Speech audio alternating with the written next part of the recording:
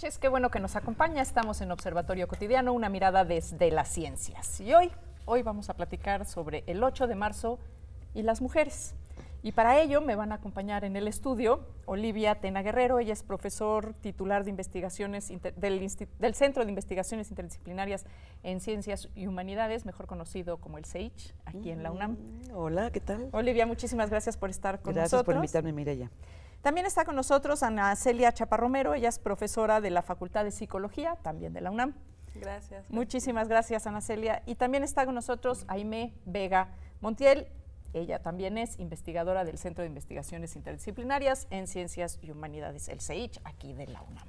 Gracias. Pues muchísimas gracias a las tres. Hacía mucho rato que no venían por aquí, en particular tú, Olivia. Yo creo que fuiste de las primeras que apareció en Observatorio Cotidiano. Anduve por aquí algún día, claro, que tú me invitaste cuando estábamos trabajando cosas de género y ambiente, ¿te acuerdas? Exactamente, ¿no? exactamente. Y bueno, pues tenemos que seguir trabajando esos temas, pero hoy vamos a platicar de dónde surge y por qué celebrar el Día de la Mujer. Que yo sepa, nadie celebra el Día de los Hombres. ¿Por qué sí tenemos que celebrarnos a las mujeres? ¿Qué? ¿A mí? Bueno. Adelante. Bueno, el Día de la Mujer, el Día de las Mujeres, como también se suele mencionar, no es un momento de celebración. Cuando se pregunta, ¿y por qué no celebramos a los hombres? Entonces pareciera que estamos celebrando a la persona en sí misma, ¿no? El que buenos son, qué bonito es su día.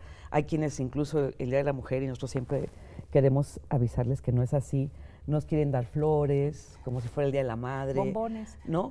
Porque o mirarlo de esa manera es como reivindicar además, ¿no? Todos unos estereotipos femeninos, que justamente es lo que queremos evitar, ¿no? El Día de la Mujer está muy vinculado a los derechos de las mujeres, particularmente en sus inicios al derecho al trabajo, ¿no? Y ahora es un momento, un día que esperamos que se extienda al resto del año para recordar al mundo, recordar a los hombres y a otras mujeres, a nuestros gobernantes, a las instituciones, ¿no? Que falta mucho por avanzar. De hecho, la fecha misma tiene que ver con un momento así, ¿no? Sí. ¿Quién nos lo platica?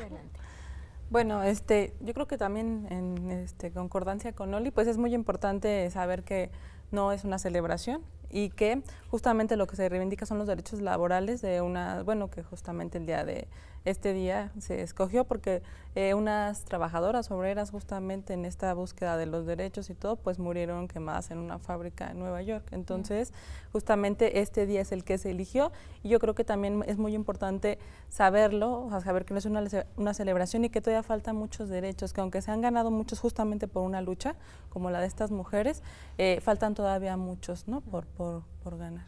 Así es, este no es un día de festejo de las mujeres, es un día de conmemoración de que aquí estamos, y estamos peleando por nuestros derechos y por las garantías de ser personas, igual que el otro sexo, ¿no? Y por eso empezó siendo laboral, ¿no? Como los derechos laborales, pero el tema que nos invitas, que es de la agenda de género, que es hablar de la agenda feminista, diría yo, y creo que compartiríamos, va mucho más allá del derecho laboral, ¿no? ¿Y en dónde estamos en el tema de esta agenda? Venimos de ese momento, ¿no? En donde mujeres que claramente trabajaban en una fábrica no tenían ningún derecho laboral, lo hacían en condiciones pues hasta secretas, y todavía escondidas. Estamos viendo en el terremoto, en los dos terremotos que ha habido. Bueno, en el del 85 fue también el tema de las costureras, ¿no? Sí. En toda la zona de la Franja de Tlalpan, recuerdo. Entonces, es un problema que es súper importante esto que estás preguntando, porque no viene solamente de allí. O sea, eso que sucedió, desde mi punto de vista, fue una gota que derrama el vaso y visibiliza, ¿no? La falta de igualdad de género en el mundo, ¿no? No nada más en Estados Unidos, sino que se expande a todos lados. Pero en realidad, cuando hablamos de esta agenda feminista, tenemos que remontarnos desde el surgimiento del feminismo. O sea, desde ahí viene trabajándose ya una agenda feminista que se va acumulando, que quisiéramos decir, bueno, esta agenda que inició, ¿no? En el siglo XVIII, esta parte ya se cumplió, no, o sea, creo que ¿En qué estamos ahorita? ¿En dónde estamos? Digamos, desde ese punto de partida, algo hemos avanzado. Sí. Algunos podiums se han feminizado, hoy en particular esta mesa, sí. Pero nos falta mucho camino. ¿Pero en qué sí hemos roto barreras? ¿En dónde sí hemos podido podemos decir hoy que la agenda está avanzando, que va bien, y cuáles son aquellos que están rezagados y en los que tenemos que trabajar con más ímpetu? A ver, cuando tú preguntas sobre los temas de la agenda, en 1995, bueno, las mujeres logran llegar, las feministas, llevar la agenda de derechos humanos y la igualdad de género a Naciones Unidas. En 1975 se celebra en nuestro país la primera Conferencia Mundial de la Mujer, y en la cuarta conferencia que se celebra en Beijing en 1995, de ahí emana lo que podemos considerar como el instrumento rector en la agenda de igualdad de género, conocida como reciente, ¿no? Conocida como la Plataforma de Acción de Beijing, que identifica 12 áreas prioritarias para el avance de las mujeres en la sociedad. Se incluye desde luego trabajo, pero también educación, salud, alimentación. Y bueno, en mi caso yo soy especialista en medios de comunicación y nuevas tecnologías desde la perspectiva feminista. Esta es considerada un área prioritaria, una de esas 12. ¿Y qué sucede 20 años después, en 2015, cuando llegamos a Naciones Unidas a hacer el balance de los avances en estas materias? Y lo que nos encontramos es que, claro, por un lado, ha habido definitivamente un avance fundamental, esto gracias al impulso del movimiento feminista en todo el mundo, que logra visibilizar la prevalencia de las desigualdades de género en todas estas 12 áreas, algunos avances. Sin embargo, por ejemplo, en materia de medios de comunicación y nuevas tecnologías es donde se registra un avance incipiente, pero de manera preocupante también retrocesos. Entonces, cuando tú preguntas eso, ¿no?, acerca del estatus de estas 12 áreas, por un lado, si bien desde luego reconocemos el impulso que desde el feminismo hemos dado mujeres en todo el mundo, también es cierto que las respuestas al avance de las mujeres son cada vez más violentas, y esto explica el incremento tan alarmante de la violencia feminicida y de otros tipos de violencia contra las mujeres, no solo en México, dado que la desigualdad de género es estructural, esto sucede en todo el mundo, sino cómo nos explicaríamos que, por ejemplo, Suecia, que es uno de los países más avanzados en materia de políticas de igualdad de género, es también uno de los primeros países que presentan un incremento alarmante de la violencia contra las mujeres. Lo mismo España, desde luego, bueno, nuestro país, América Central. México es, así es. Sí. Desde hace ya un par de décadas, ¿no? Tenemos una línea creciente en tema de feminicidios Así y muchísimos que ni sabemos qué han ocurrido, o sea, de los que sabemos, ¿no? Ahora los que pasan desapercibidos. Y hay una clave, pues, en los feminicidios, que es el que más del 30% son ejercidos por una persona conocida, por la mujer o por su pareja, ¿no? Porque hay quienes dicen, bueno, pero en una situación de inseguridad colectiva como la que está pasando en este país, claro que hay una gran cantidad de hombres que también son asesinados, ¿no?, de muchas maneras, pero esta es la particularidad que tienen los feminicidios, ¿no? Porque son mujeres, no porque son personas simplemente, sino porque son mujeres, y eso lo muestra que más del 30% sí, es no son cometida. Víctimas aleatorias del crimen organizado o del crimen. No, son exactamente. Sí, en sus espacios de confort y seguridad es donde lo que sí ¿no? es cierto es que en este país se ha generado este clima de impunidad y de violencia que ha incrementado. Siempre que esto pasa, incrementa al mismo tiempo, ¿no? Por supuesto. Incrementa también la vulneración de los derechos de las mujeres, ¿no? Ana, tú querías comentar. Sí, justamente en los espacios educativos, que es con donde también se ha ganado terreno, y la matrícula, por ejemplo, en algunas carreras es mucho más alta de mujeres, parece que hay un tope después en el posgrado, ¿no? O sea, si bien se ha avanzado, también gracias a pues las luchas por el derecho a la educación, se ha avanzado, pero aquí viene justamente este freno, ¿no? ¿Qué pasa en esos espacios, en los espacios educativos donde se deberían garantizar, bueno, en todos los espacios, pero donde se debería de garantizar justamente la seguridad de las mujeres? Está este tope que es justamente que pues ya se ha documentado mucho que en las instituciones educativas hay mucho acoso y hostigamiento. Entonces, justamente yo tengo un programa de violencia sexual, es justamente del protocolo de violencia de género, y es a donde acuden pues la comunidad que ha sido violentada sexualmente, y entonces es impresionante justamente que en estos espacios siga reproduciéndose la violencia, y es una forma también, bueno, en términos de algunas también estudiosas, de decir, frente a los avances que han tenido las mujeres, son esos espacios entonces donde se les va a poner un tope a través de la violencia entonces como algo instrumental, que justamente es un mensaje, ¿no? aquí no está segura. Y ese es un tema al que no debemos de cerrar los ojos. Realmente en las instituciones educativas debemos de poner el ejemplo, ¿no? Justamente para atender y eliminar esos problemas. Y yo creo que este es materia de otro programa sobre el cual deberíamos de platicar a fondo. Porque además es el tema que está ahorita hablándose tanto, ¿no? Del Me Too, que es uno de los temas que va a estar muy presente este 8 de marzo. No, y además es que es un tema que está, digo, todas, yo creo que no hay ninguna chica en este país y quizás en cualquier otro que no ha sufrido acoso de alguna manera, ¿no? El Me Too creo que fue bastante ejemplificante de esta situación. Y luego a veces también sorprenden las reacciones al Me Too desde algunas mujeres. Es tremendo, ¿no? Mujeres y hombres, sí. Pues de los hombres me lo hubiera esperado más, pero... A ver, ¿qué pasó ahí?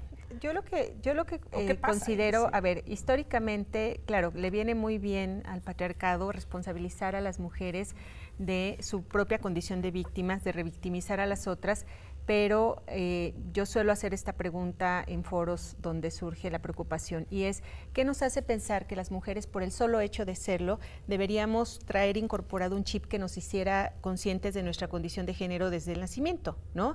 Aquí más bien... Al contrario, desde pequeña bueno, exacto. Te lo quitan. Entonces, es decir, mujeres y hombres somos normados justamente en la misma estructura, más bien a donde tendríamos que voltear, y me parece ahí está la clave y tendría que cambiar el lugar de la pregunta, es ¿a quién beneficia al final del día la reproducción de este sistema de cosas? ¿A quién le beneficia un sistema donde las mujeres continuamos dando la batalla porque sí tenemos una situación de subordinación, una posición más bien de subordinación frente a los hombres en todas las esferas? Digo, la universitaria es justamente un ejemplo de ello, desafortunadamente, y en esa medida empezarles a preguntar a ellos por qué no están participando. Estás poniendo el ejemplo de las respuestas. Y aquí nos vamos a quedar con esa pregunta, tenemos que ir a un breve corte, es la mitad de nuestro tiempo, pero no se vaya, regresamos, estamos en Observatorio Cotidiano, una mirada desde las ciencias, volvemos. Muy bien.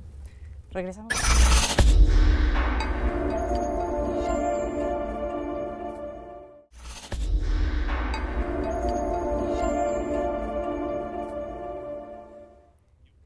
Qué bueno que sigue con nosotros aquí en Observatorio Cotidiano, una mirada desde las ciencias, y estamos platicando sobre temas de mujeres, la lucha que han dado las mujeres por más de 90 años, ¿no? En este tema de que se visibilice a la mujer como una persona más en el escenario de la vida cotidiana, de la vida del trabajo, de la vida de todos los espacios en los que los hombres han participado, han disfrutado, pues de esos mismos queremos disfrutar y queremos participar en igualdad de condiciones. Es muy difícil de entender, muchas veces el debate es ese, pero si somos diferentes. Pues sí, pero también aquí entre nosotras 4 somos diferentes. Una que probablemente es mucho más hábil que las otras 3 para leer, la otra para escribir, la otra se le ocurren las respuestas rapidísimo, a mí se me atora la palabra, pues todos somos diferentes, tenemos habilidades diferentes, capacidades diferentes, pero eso es intrínseco a la diversidad de los humanos, ¿no? Sí. Nos quedamos en a quién le beneficia este sistema de subordinación, porque no es lógico que la mitad de la población del mundo viva este sistema de opresión, en algunos casos más velada que en otros es muy evidente.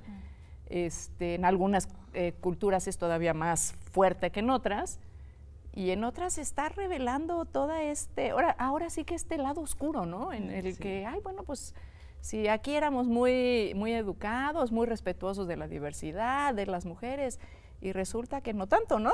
Que hay todo un submundo que, por supuesto, las mujeres conocemos y ubicamos, porque yo no creo que haya una sola mujer en este planeta que no haya sido en algún momento de su vida acosada, ¿no? Sí.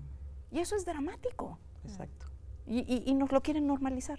Así es. Entonces, bueno, para cerrar esta idea, ¿a quién beneficia este sistema de cosas? Bueno, pues a la comunidad masculina que mantiene históricamente una serie de privilegios y justamente el avance de las mujeres se mira o es visto desde su perspectiva como el riesgo de perderlos.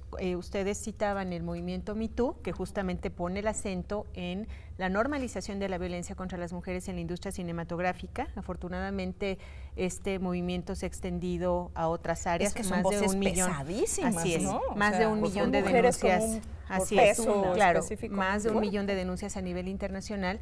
Y hablabas tú de las respuestas muy enojadas a las denuncias de estas mujeres, incluidas las actrices y mujeres que están en el deporte, en el arte en nuestro país. Y lo que nos muestra en esa respuesta es justamente este enojo con el avance de las mujeres, con el ejercicio que estamos haciendo de salir a denunciar públicamente, que también lo sabemos, no es sencillo, ni siquiera para ellas, es decir, ni siquiera para ellas que tienen acceso a recursos, que tienen esta visibilidad pública. Ahora pensemos, cuando tú hablas de tu trabajo al frente de este proyecto, lo difícil que es, por ejemplo, para nosotras, mujeres comunes y silvestres, mujeres que circulamos en espacios como el universitario, que efectivamente somos víctimas de violencia por nuestra condición de género, el denunciar. Entonces, insisto, creo que para cerrar mi idea, considero que es fundamental que cambiemos el lugar de la pregunta, que dejemos de señalar a las mujeres como perpetradoras o como sostenedoras de este sistema, sino más bien eso, a quién le beneficia ese sistema de cosas, bueno, pues entonces apuntar ahí y empezar. Pero también tenemos que hacer las mujeres nuestra parte, ¿no? Claro, y lo hemos hecho históricamente, sí, hemos revolucionado claro, por al eso, mundo. no dejarlo de hacer. Las mujeres ¿no? tenemos peleando siglos luchando, discutiendo, debatiendo, poniendo la agenda, poniendo el camino, diciendo el cómo. O sea, es mucho trabajo lo que estamos haciendo y el que hemos hecho y seguiremos haciendo, pero pienso, y lo decía yo un poquito en el corte, que tenemos también las feministas y todas las mujeres y los hombres solidarios que tener mucho cuidado, ¿no?, en que el discurso feminista no se expropie. La categoría de género, por ejemplo, ya fue expropiada, en algún momento estamos reapropiándola desde el feminismo, ¿sí?, quitándole su carga política y usándola simplemente para comparar hombres y mujeres y diciendo que cualquier política tiene perspectiva de género con grandes disparates, ¿no?, en las políticas públicas, ¿sí? Cuando se habla, por ejemplo, de prostitución, que empieza todo una ola, pues, de discusión, y es un debate muy importante y muy interesante, y también sobre el alquiler de vientres para tener hijos a través del vientre de otra mujer.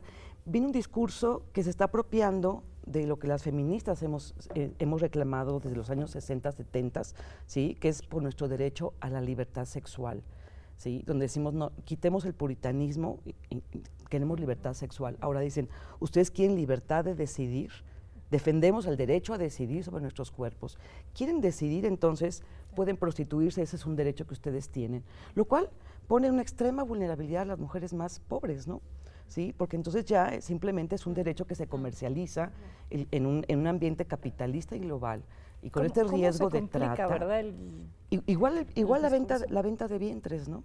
¿Sí? Bueno, tú tienes el derecho a decidir si tú quieres vender tu vientre para que otra mujer, ¿sí?, tenga hijos a través tuyo, por la razón que sea, ¿no? Entonces, mujeres que están embarazándose con un esposo muchas veces, porque es una pequeña investigación sobre eso, muchas veces con un esposo, ¿sí?, desempleado, ¿sí?, que también vive a través de este. Y claro, tú entrevistas a una mujer y dices, sí, yo lo estoy decidiendo, pero ¿por qué lo estás decidiendo? O sea, ¿qué hay detrás de esa? Cuando dices decisión libre e informada, ahí es cuando dices, ¿es libre? Es muy complicado. Y yo retomé, a partir de que releí un texto de Gaby Delgado, recordé a Olaf Palme, que bueno, ahora lo cito cada vez que puedo porque me lo recuerda mucho, para hablar de decisión libre, que él decía, él no era feminista, y fue en los años 60, 70, ¿no?, en Estocolmo. ¿No? Fue primer ministro, ¿no? Sí, fue el primer ministro, luego se religió, estuvo como 10 años hasta que lo mataron, ¿no? Pero una de las cosas muy importantes que él decía, ¿sí?, y que él trataba a través de políticas públicas, es de evitar cualquier tipo de dependencia económica entre los seres humanos. Que ni un niño dependa de sus padres, ni un padre de sus hijos, ni un viejito de sus nietos, ni una mujer de un hombre.